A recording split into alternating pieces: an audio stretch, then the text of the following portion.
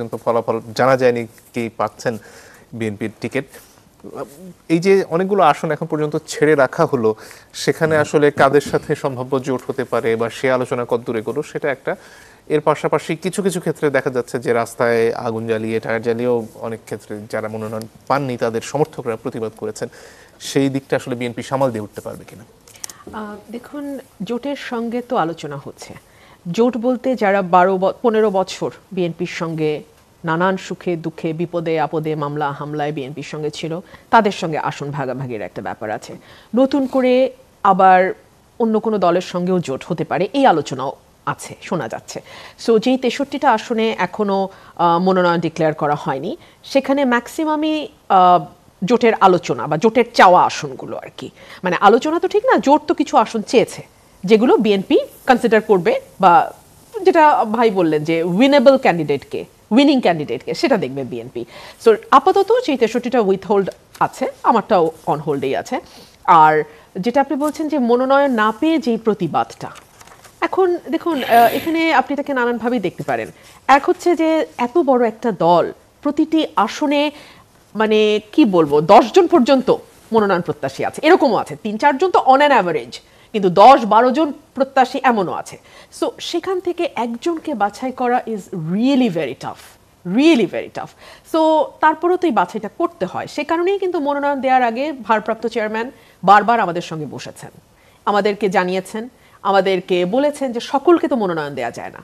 300 মধ্যে নেতাকর্মীর ভালোবাসা, নেতাকর্মীদের ত্যাগ, নেতাকর্মীদের শ্রম, নেতাকর্মীদের ঘামেই কিন্তু আমরা এতদূর আসি যে আমরা মনোনয়নটা প্রত্যাশা করতে পারি। সো তাদের তো নিশ্চয়ই মনটা খারাপ হবে, তাই না? সেটাও আমাদের সম্মান করতে হবে। আমি আপনার সাথে মানে আপনি নামগুলো বলবেন, কিন্তু আমাকে একজন দেখতে দেখতে পাঠিয়েছে নামগুলো বলার জন্য, যেমন রুহুল কবির রিজভী, শামসুজ্জামান দুদু, মোয়াজ্জেম হোসেন আলাল, আসাদুজ্জামান রিপন, হাবিবুন নবী খান সোহেল। 400, 450, 500 মামলা শেখ হাসিনা তার বিরুদ্ধে দিয়েছে। সুলতান সালাউদ্দিন টুকু, ছাত্রদলের সভাপতি, আফরোজ আব্বাস, নিপুণ রায়, সৈয়দ আশরাফি পাপিয়া, রবিন ফারহানার কথা লিখছে, সেলিমা রহমান, আসলাম চৌধুরী, স্ট্যান্ডিং কমিটি মেম্বার, হ্যাঁ, নাজিবুদ্দিন আলম, ফজলে আজিম, মামুন হাসানের মতো। এই মানে আপনি এই লিস্ট শেষ করতে পারবেন না। আপনি কি মানে কাকে অভিযোগ করবেন, কোথায় অভিযোগ করবেন? একটা প্রশ্ন থাকে অনেক সময় যে নির্বাচন যখন ঘনিয়ে আসে অনেকে স্বতন্ত্র হিসেবে প্রার্থিতায় চলে আসে, নির্বাচনে প্রতিদ্বন্দ্বিতা করেন, সেটা আসলে বিএনপি ঠেকাতে পারবে কি? এটা না আজকে মাত্র মনোনয়ন তো না, প্রাথমিক তালিকা বলছেন আমাদের সম্মানিত সম্ভাব্য তালিকা, প্রাথমিক তালিকা। সো প্রাথমিক তালিকা আবার সেক্রেটারি জেনারেল এটাও বলছেন যেটা মানে অ্যাডও হতে পারে, আবার এখান থেকে চেঞ্জও হতে পারে, আবার নতুন কেউ যুক্তও হতে পারে। আর 63টা আসন তো এখনো ডিক্লেয়ারই হয় নাই। সো এত দ্রুত আসলে কে স্বতন্ত্র দাঁড়াবেন বা কাদের দাঁড়ানোর সম্ভাবনা আছে এটা বলাও কিন্তু খুব ডিফিকাল্ট। আর এর মধ্যে আমি দেখলাম যে নারী প্রার্থী যদি 5% বিএনপি রাজি হয়, যেহেতু শাহেদ আলম ভাই কয়েকজন নারী প্রার্থীর নাম বললেন, 5% যদি 10 জন, তাহলে এখনো 5 জন কিন্তু বাকি আছে। সো এটাও মাথায় রাখতে হবে। সুতরাং এত দ্রুত আমার মনে হয় স্বতন্ত্র নিয়ে বলার।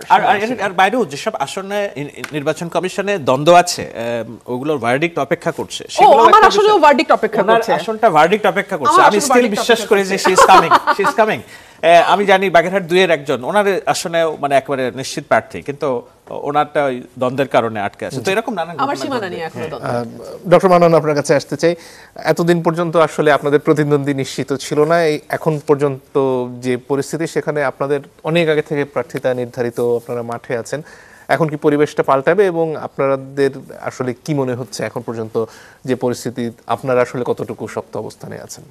জি, আপনাকে ধন্যবাদ রুমিনা আপা, শাহিদ ভাই, সবাইকে ধন্যবাদ জানাই। আসলে আজকে এই টকশোতে যখন আমাকে ইনভাইট করা হচ্ছিল তখন বললেন যে এটা আপনি সঞ্চালক, তো আমি তখন এটাকে লুফিয়ে নিলাম যে আপনার সাথে আমার একবার ফেস টু ফেস দেখা হওয়া উচিত। কারণ জুলাই গণ অভ্যুত্থানে আপনার যে ভূমিকা আমি দেখেছি, আমিও রাজপথে ছিলাম, তো কোনো একটা জায়গায় একটু দেখা হোক এটার অপেক্ষায় ছিলাম, এই জন্য ভালো লাগছে। শাহেদ ভাই কলম সৈনিক, যিনি দূর থেকে আমাদেরকে অনেক আশা জুগিয়েছেন। আমরা ঢাকার রাজপথেই ছিলাম সবসময় এই 15-16টা বছর। এখান থেকে যে দূর থেকে যারা যারা আমাদেরকে গাইডলাইন দিয়েছেন, আশার আলো দেখিয়েছেন, একটা সুন্দর সকাল হবে তার ভিতরে একজন। আর রুমিনা আপার সাথে তো আমার অনেকবার দেখা হয়েছে, আমি প্রত্যাশা করি আপা তার স্থান ফিরে পাক। আর আমি মনে করি ক্লাসে একজন ছাত্র রোল নম্বর 1, এটা সুন্দর না।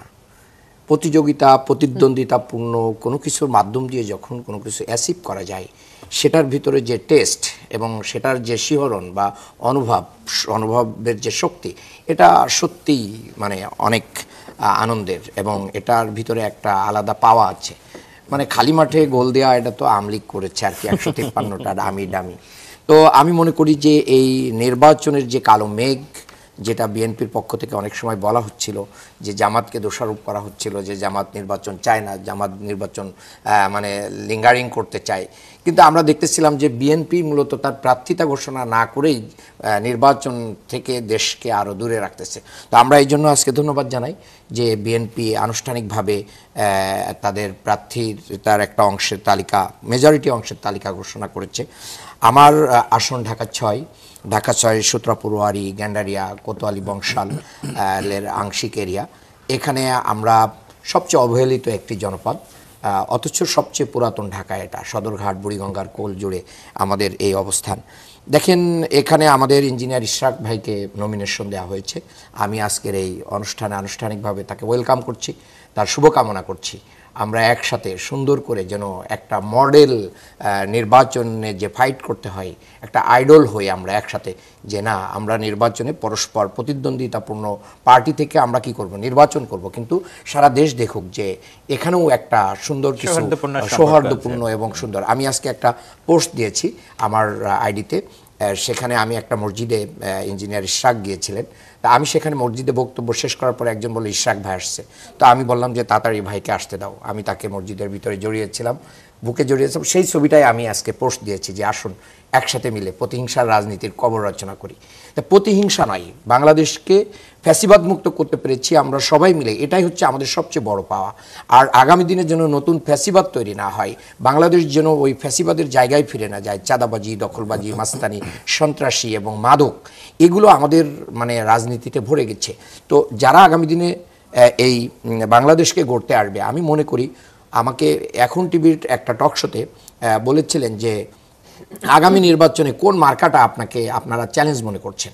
আমি বললাম যে না, আমি কোনো মার্কাকে চ্যালেঞ্জ মনে করি না, কোনো দলকেও চ্যালেঞ্জ মনে করি না, আমি ব্যক্তিকে চ্যালেঞ্জ মনে করি। যে ব্যক্তির ক্লিন ইমেজ থাকবে, যার সুন্দর রাজনৈতিক চরিত্র থাকবে, তার সাথে প্রতিদ্বন্দ্বিতা হবে।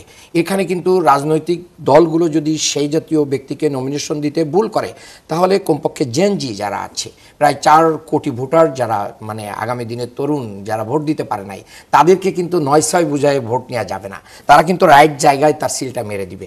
তারা যাকে মানে পছন্দ করবে, সেখানে বাপের কথায়ও ভোট দিবে না, পাড়ার কোনো মোড়লের কথায় ভোট দিবে না, কোনো পেশি শক্তির কাছে তারা নতি স্বীকার করবে না। মাঠে আছেন অনেকদিন ধরে, ভোটার আসলে কি বলছেন আপনার এলাকায়? আমার এলাকায় ভোটাররা কয়েকটা মোটা দাগে কথা বলেছেন। 1 নাম্বার কথা হচ্ছে যে মাদকটা মারাত্মকভাবে বিস্তার করেছে, এবং আমি নারীদের নিয়ে যখন উন্নয়ন ভাবনা মিটিং করতেছি, নারীরা খুব রিপিটেডলি অনেক জায়গায় বলতেছেন যে আমার ছেলেটা মাদকাসক্ত, আমার স্বামী হচ্ছে জোয়ারি, আমার পুরো সংসার, আমার পরিবার ভেঙে গেছে, আপনি নির্বাচিত হলে কি করতে পারবেন? এটা তার প্রশ্ন। আমি এই প্রশ্ন শুনে আমার চোখের পানি চলে আসে যে আমরা একটা মানে পরিবারকে ভেঙে ফেলতেছি, অথচ এগুলো রাজনৈতিক ছত্রছায়ায় এগুলো কি হয়, পরিচালিত হয়, রাজনীতি নেতারাই এগুলোর। আমি বলেছি যে আমরা এখন তো রাজনৈতিক সরকার না, এখন যে সরকার আছে, এই সরকার মূলত একটা অন্তর্বর্তীকালীন সরকার, এটা তত্ত্বাবধায়কের চেয়েও খারাপ অবস্থায় আছে।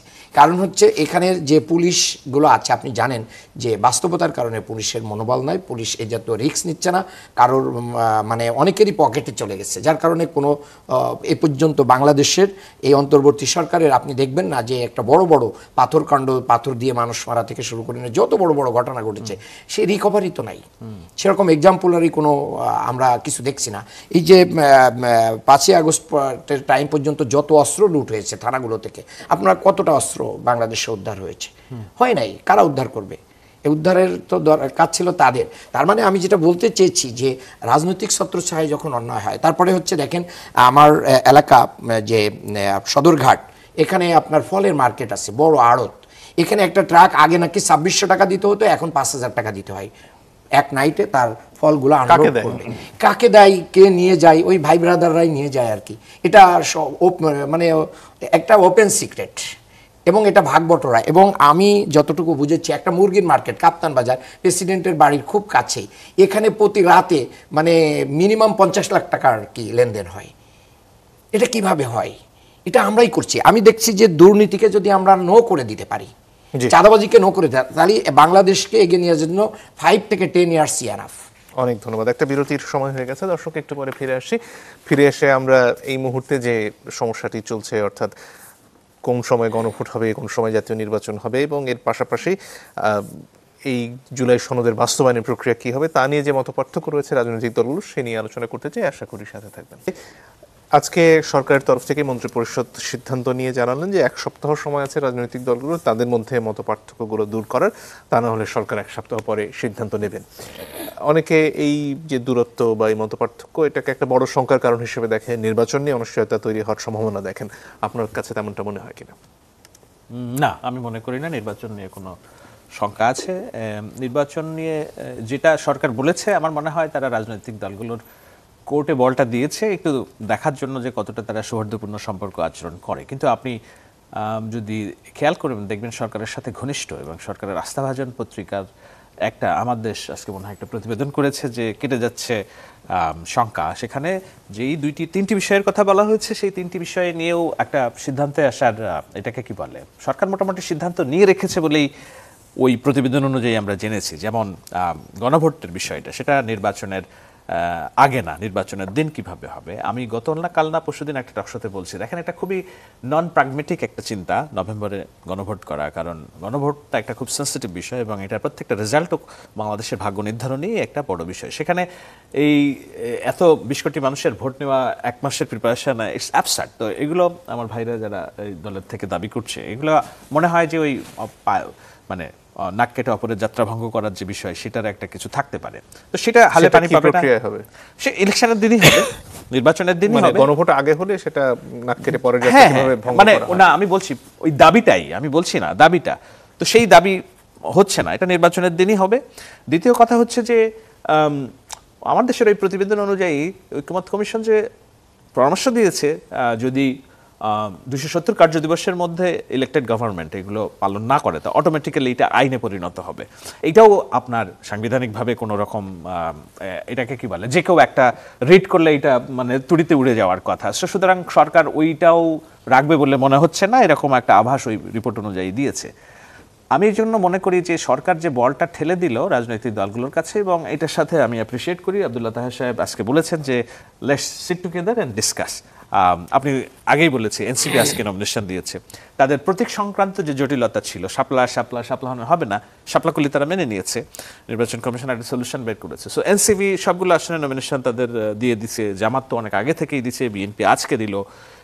তো আমি তো আর দেখি না যে না কোনো, এবং আব্দুল্লাহ তাহের জামাতের তরফ থেকে একটা জেস্চার দেওয়া হয়েছে বিএনপিকে যে না, আসলে আমরা বসে ঠিক করি। মূল বিষয়টা এখন ওনাদের কিছু হয়তো দাবি দেওয়া আছে, কিছু আসন অন্তত আমি বলবো যে 60টার মতো আসনে কিভাবে ওনারা বেরিয়ে এসে একটা শক্তিশালী বিরোধী দল হতে পারে, এরকম একটা আলোচনা কিংবা যদি ভাবনা হয় রাজনৈতিক দলগুলোর মধ্যে। এবং এর সাথে আমাদের এটাও মাথায় রাখতে হবে, এনসিপি তারা যে জুলাই অভ্যুত্থানের রোশনাই, তাদের যারা উদীয়মান আছে রাজনীতিক, তাদেরকেও কিভাবে সংসদে আনা যায়। শুধু উনি না, আরও অনেকের কথাই বলি, এবং আমি যতদূর জানি যে বিএনপি যারা পরিচালনা করেন, আমি বলছি না কারোর সাথে আমার যোগাযোগ আছে, কিন্তু উঠতে বসতে অনেকের সাথে আলোচনা হয়, তো তারাও অনেক উজ্জ্বল মুখকে সংসদে দেখতে চান, না হলে সানজিদা তুলিকে মায়ের ডাকের নমিনেশন দিতেন না, তাই না? তো এরকম জামাতের তরফ থেকে হয়তো চাওয়া আছে এরকম যে যত সংখ্যক বিরোধী দলের সদস্যদেরকে সংসদে আনা যায়, বিএনপি যদি এই মর্মে একটু নমনীয় হয়, তাহলে আমার মনে হয় যে 1 সপ্তাহ যে সময় সরকার দিয়েছে, এটার মধ্যেই একটা সলিউশন এসে যাবে। এবং জামাতের যে দাবিগুলো ছিল, ধরেন পিআর না হলে নির্বাচন হবে না, তো পিআর এত উচ্চকক্ষে পিআরের একটা বিষয় আসতেছে, গণভোট নভেম্বরেই হইতে হবে, সেখান থেকেও জামাত ছাড় দিবে। আবার এটাকে কিন্তু যে ইঙ্গিতটা আপনি করছেন সেই প্রসঙ্গের মধ্যে আজকে নাসিরউদ্দিন পাটোয়ারি ওখানে একটা কথা বলছিলেন যে নিজেদের মধ্যে আসলে যদি এক ধরনের সমঝোতা হয়ে যায়, তাহলে কি আসলে ভোটের কোনো অর্থ থাকে কিনা?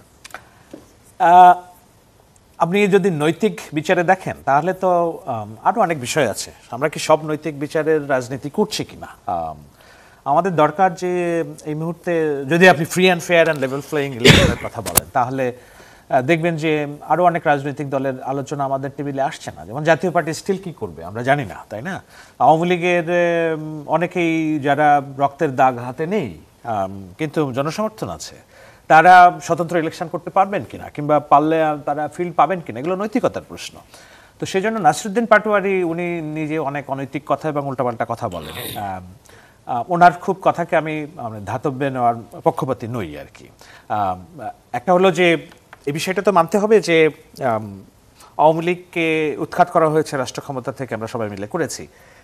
তার ফিরে আসার জন্য আমরা ক্ষণে ক্ষণে হুজুগ তুলছি যে না আওয়ামী লীগ ফিরে আসবে, আওয়ামী লীগ ফিরে আসবে। সেজন্য আমাদের সেই হুজুগটাও যদি আমরা বাস্তবতায় নেই, আওয়ামী লীগ বিরোধী যে রাজনৈতিক দলগুলো ছিল, বিএনপি, জামাত, এনসিপি এবং অন্যান্যরা, তাদের ভিতরে তো একটা ন্যূনতম ঐক্য যদি না থাকে, তারা যদি নিজেরাই নিজেদের মধ্যে কামড়ি এবং হানাহানিতে লিপ্ত হয়, তাহলে তো এই সুযোগ অবশ্যই ভিন্ন পক্ষ নিতে পারে। সেই হিসাবে থেকেও এটা আমি ঠিক আসন সমঝোতার কথা তো বলবো না, জনগণ ভোট দিলে যে কেউ বেরিয়ে আসতে পারে, কিন্তু এই ন্যূনতম আন্ডারস্ট্যান্ডিংটা যদি ভিতরে ভিতরে হয়, আমি দোষের কিছু দেখি না।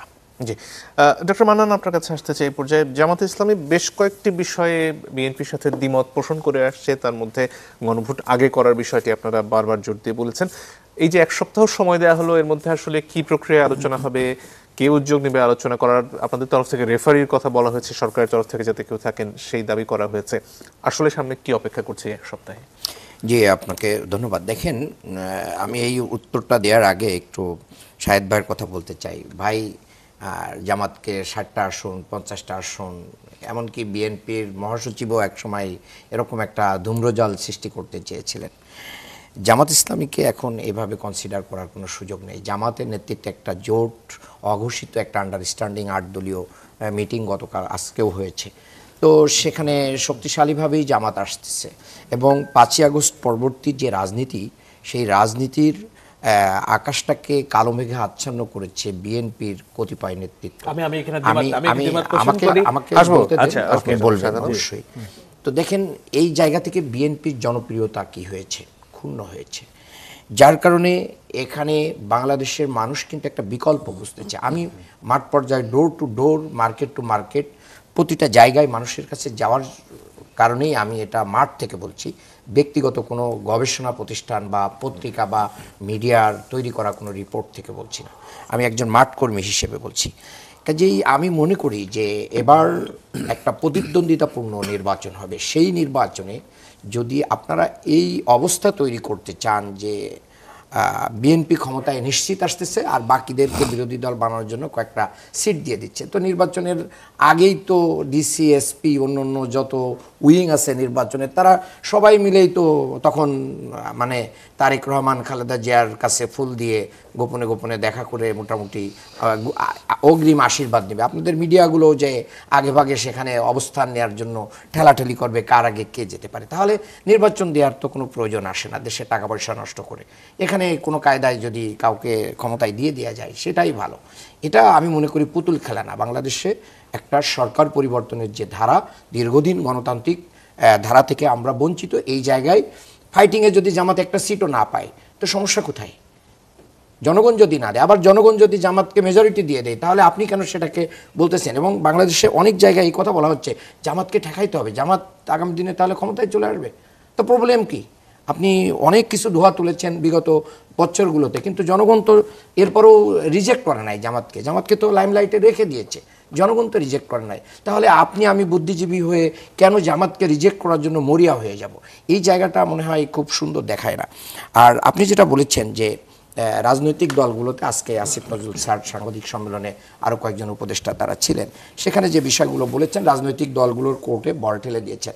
উনি আজকে বলার আগের দিন ডাক্তার সৈয়দ আব্দুল মোহাম্মদ তাহের ভাই কিন্তু রাজনৈতিক দল, বিশেষ করে বিএনপিকে প্রতি আহ্বান জানিয়েছেন যে আসুন আমরা বসি, আমরা আলাপ আলোচনার মাধ্যম দিয়ে ফ্যাসিস্ট বিরোধী যে শক্তি আমরা এখানে আছি, আমরা আলাপ আলোচনার মাধ্যমে এই অবস্থার সমাধান করি। আপনি দেখেন যে ঐক্যমত্য কমিশন যে আলোচনাগুলো করেছে, সেখানে যদি রাজনৈতিক দলগুলো যদি সহযোগিতা না করতেও, তাহলে কি ঐক্যমত্য কমিশন তার নিজস্ব কোনো ক্যারিসমেটিক অবস্থা দিয়ে এই জায়গায় আনতে পারতো না। তবে হ্যাঁ, তাদের একটা বড় অ্যাচিভমেন্ট হচ্ছে তারা মানে ঘন্টার পর ঘন্টা ধৈর্য ধরে এই কাজগুলো করে গেছে। এর জন্য তারা অনেক বেশি থ্যাঙ্কস পাওয়ার উপযুক্ত। এত ধৈর্য আলিরাজ স্যার সহ অন্যান্য যারা আছেন, আমি মনে করি এটা ব্যাপক ধরনের বাংলাদেশকে নতুন জায়গায় নিয়ে যাওয়ার জন্য তারা পরিশ্রম এখানে আজকে মির্জা ফখরুল ইসলাম আলমগীর একটা অভিযোগ করেছেন যে বিএনপিকে সংস্কার বিরোধী হিসেবে দেখানোর একটা চেষ্টা চলছে, এবং এটা বিভিন্ন সময় আপনারাও বলেছেন, সেটার কারণটা কি? এটা এটা এটা এটা আসলে দেখানোর চেষ্টা হচ্ছে না, এটা বিএনপি অলরেডি তাদের কার্যক্রম দিয়ে প্রুভ করেছে যে তারা এই মুহূর্তে সংস্কার চাচ্ছে না, তারা এই মুহূর্তে গণভোট চাচ্ছে না, তারা এই মুহূর্তে প্রেসিডেন্টকে না, জনগণের কথা বলছি, প্রেসিডেন্টের অপসারণ চাচ্ছে না, এই মুহূর্তে আওয়ামী লীগের চাচ্ছে না।